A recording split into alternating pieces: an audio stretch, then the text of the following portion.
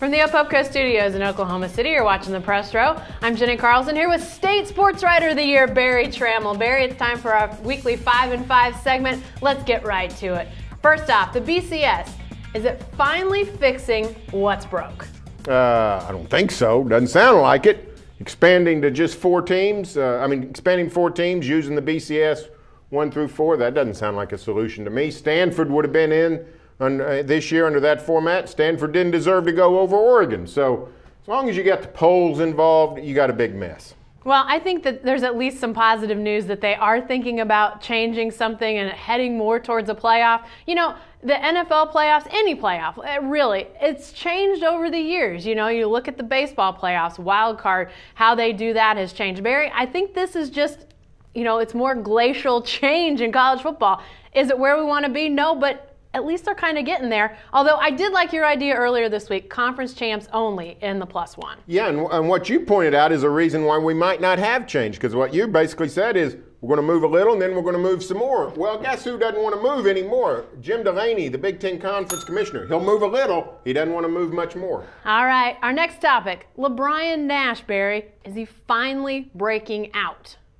I don't know. Had a nice game against Oklahoma. Sort of took over down the stretch and really made the difference in winning that game, but still see some things I don't really like. And frankly, they're just putting too much on him as a freshman. That's the problem. I mean, if he reminds me of Desmond Mason. Desmond Mason was a wonderful athlete as a freshman at OSU, but Eddie Sutton didn't put a lot on his plate, and he was sort of a role player. Yeah.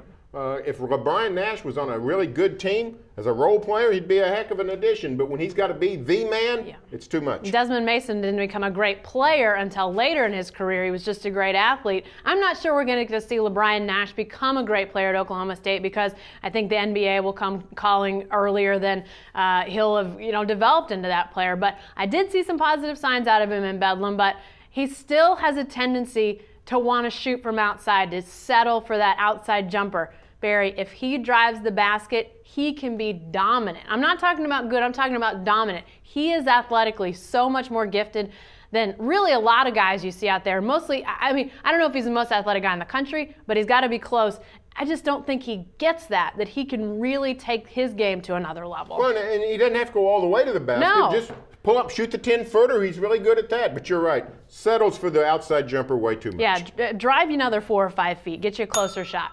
All right, what about this guy, Barry? You love to talk about Russell Westbrook. Is he finally settling in? Looks like it to me. I mean, for crying out loud, he hadn't played as great this year collectively as he did last season, but it's early, training camp. These last 2 games at Memphis, at New Orleans, played sensational, looked like an all-world player. He's a wonderful player. I think he's settling in. I think he's a big-time point guard. I think the relationship with Kevin Durant way overstated. Absolutely. I think they get along great. I think they play great together. I mean, I think it's Reese's Peanut Butter Cup. 2 great tastes that go great together. So is he going to stay in Oklahoma City? I don't have any idea. Yeah. Well, I know this. While he's here, he's going to be a big-time player. Yeah, and I think, Russell Westbrook in that point guard position, that might be the one spot where you see the need for a preseason, where you need a chance to gel with teammates and figure out, what is everybody bringing back to the table? What am I bringing to the table? When you think about it, really had the Thunder had a full preseason schedule, Barry, they'd have just been finishing that up about a week or so ago and really getting into the regular season. Well, that's about the time when we started to see Russell Westbrook come around. I agree. I don't know what's going to happen with the contract.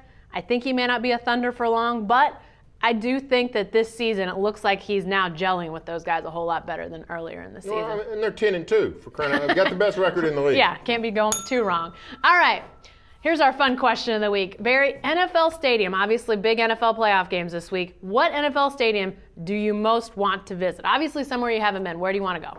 Candlestick Park. I've never been to Candlestick Park. Drove past it one day. Me and Andrew Gilman and Brian Terry, we drove right by it, but there wasn't anything going on, so there's no reason to get out. I'd love to go to a game at Candlestick Park. Any time of the year. I'd like to have been there for baseball. I haven't been. I've been at the new Pac Bell. I'd like to go to a game at Candlestick Park. And crazy enough, guess what? There's a game there this weekend. I'd like to be at the Saints 49ers this weekend. Well, I have been at a baseball game there. If you ever go, take your parka. No matter what time of year, it is cold at Candlestick Park. Well, I haven't visited all that many NFL stadiums, and I would definitely, first of all, go to Green Bay. Never been, would love to see what the Packers fans are like, would love to see what that experience is like. I'd even go sometime in the winter, maybe not December or January, but, you know, November, maybe even early December. You got to go when it's cold, and I would love to go see the Packers play in Green Bay. Sign me up for a trip to Lambeau, too. All right. We'll make it a road trip. All right, lastly, what do you think of our first celebrity couple? Barry, James Harden is apparently rumored to be dating rapper Trina. We've talked about celebrity couples. Our hope that we would have one. What do you think? I think I'm getting old. I never heard of this gal, Trina. Am I supposed to know who this is? I looked her up. When I saw the note in the paper, or on the whoever reported, I think Darnell had it in his blog.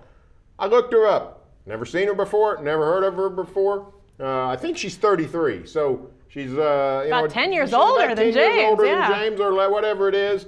So I guess it's good. I don't know. I mean, I would have hoped, you know, it'd been nice if we could have been like the Spurs and had one of the Desperate Housewives as part of our celebrity couple. That would have been much more cool. It'd been nice if before Carrie Underwood was taken by that NHL player, if she'd have hooked up with one of the Thunder. That would have been neat. You know, Kristen Chenoweth. Kristen Chenoweth's a big She's Thunder around. fan. Maybe she could hook up. That would be more in my wheelhouse. Hey, I know who these people are.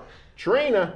Sorry, don't know much about it. She may have been at a game, Barry, and I don't know if I'd recognize her. I have to admit, I'm not up on Trina either, but MediaTakeout.com reporting this, and you know what? I think it's kind of fun. We talked about this from the time the Thunder came to town. When would we maybe see some celebrity couples? Obviously, Eva Longoria, Tony Parker at that point together.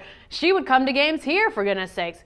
I mean, maybe there's still a chance she could date one of these. I think she's available. She's on the open market, from what I understand. I think she's a restricted free agent. I think knows her way around NBA arenas. All right, be sure to stay with the best coverage team anywhere at newsok.com and every day in the Oklahoman.